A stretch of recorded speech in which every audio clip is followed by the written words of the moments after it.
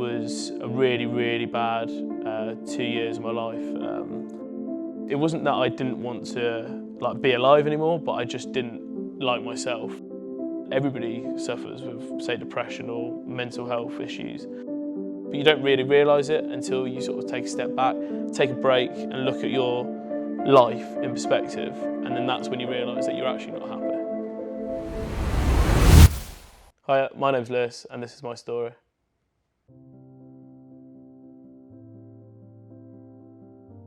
Yeah, all in all, yeah, I have suffered with mental health.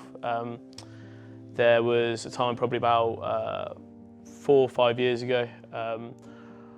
I had a really bad 2-year period. I had a few family bereavements. One of my close relatives got diagnosed with a bad illness, and that all led and spiralled into a gambling addiction. So it was a really, really bad 2 years of my life.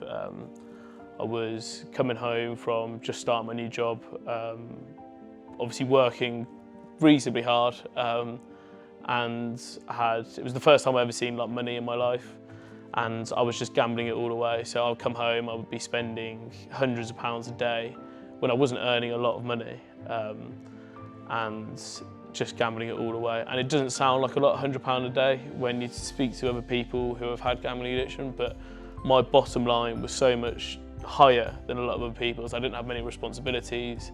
I didn't have a lot of money to gamble away anyway. So it was really, really hard 2 years. And it wasn't that I didn't want to be alive anymore, but I just didn't like myself. It was all down to my own doing, in a way, because I felt like I could have stopped it at any time, but obviously an addiction is, you can't stop it when you want to. You're addicted to whatever it may be. So yeah, it was a really, really hard 2 years. I seeked help. Well, I luckily have a really supportive family and friends, and I've got all my sports, got a job and everything. So really, in my eyes, I should never suffer with mental health because I've got everything. But when I seeked help and went to a counsellor, and a therapist, they really, really made me understand that everybody suffers with, say, depression or mental health issues. No matter how much money you've got, no matter how many friends you got, no matter if you've got all your family alive, no matter if you've got the best job in the world, everybody can suffer from it. And yeah, that is where I've been suffering from mental health.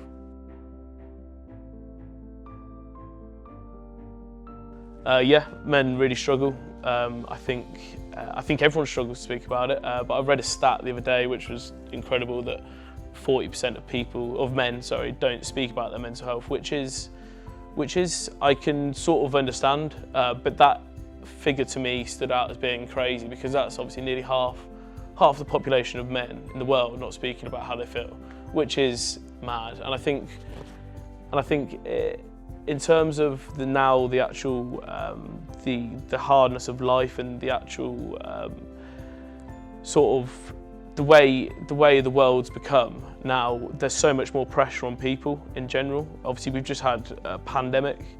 People were living alone for however long. People were obviously working differently, and people's loved ones died. Sorry, and that obviously puts so much more pressure on people.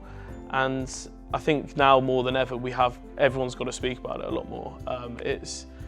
It's looked down as, especially men, I think, where you're soft and you're weak if you speak about your mental health, but really you're the complete opposite of that, because if you look at it, 60% of people of men actually speak about their mental health, and that obviously shows by the amount of people who suffer from it, and they shouldn't have to suffer, obviously, without speaking to somebody. And if you haven't got someone to speak to, then obviously you can always join a sports club, get some friends somewhere else. Obviously, try your hardest to get out there and be active and actually speak to people and make people sort of understand where you're coming from.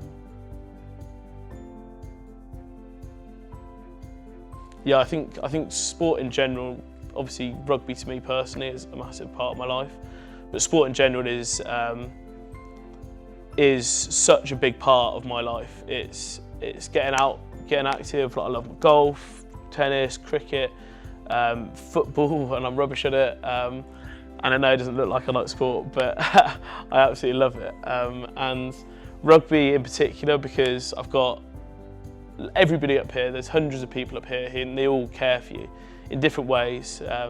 Right down from the coaches, teammates. You got our chairman.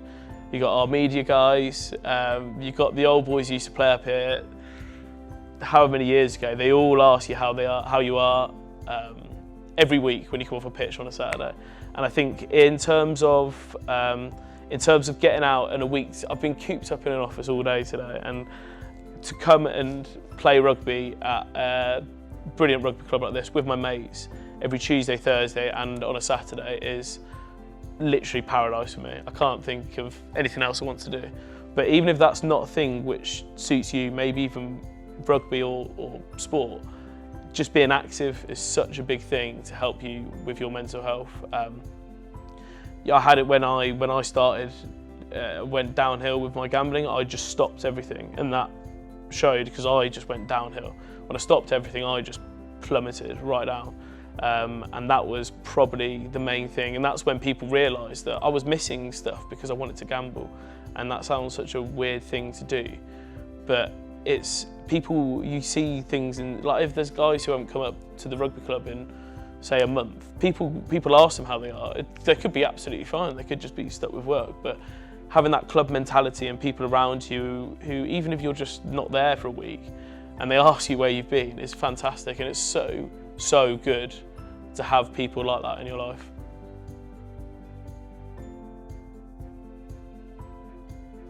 Yeah, I think all in all now I am happy. I think it's a really hard question sort of to ask if you're happy or not. I think I'm happy, but I only think I'm happy because of things in my life which have made me sad. So now I focus on everything which makes me happy. And I think I could be happier, but I also think I could be a lot more depressed and sad and whatnot. But that is mainly because of my experience in life.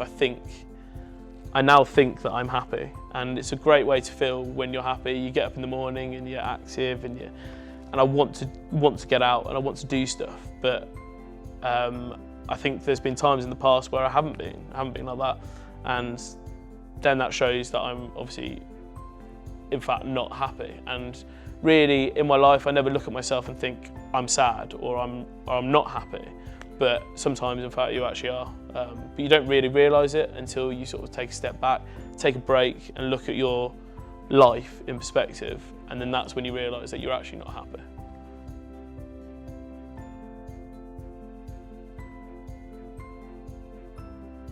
If there's someone out there who is suffering, obviously I've mentioned it before, I think being active is the main thing.